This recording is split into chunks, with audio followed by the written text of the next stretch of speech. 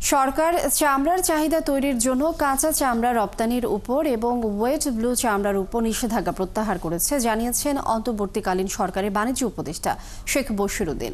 মঙ্গলবার নাটোরের চক বৈদ্যনাথ চামড়ার আড়ত পরিদর্শনে এসে স্থানীয় আড়তদারদের সঙ্গে মতবিনিময় সভা শেষে তিনি এসব কথা বলেন। উপদেষ্টা আরও বলেন, যেহেতু একদিনে প্রচুর চামড়া কোরবানি করা হয়, ফলে একদিনের প্রচুর চামড়া বাজারে সরবরাহিত হয়।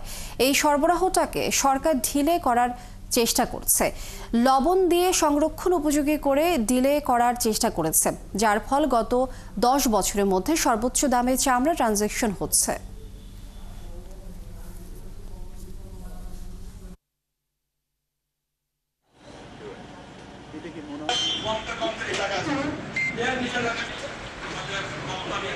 কাঁচা চামড়া সহ ওয়েট ব্লু চামড়া নিষেধাজ্ঞা প্রত্যাহার করেছে।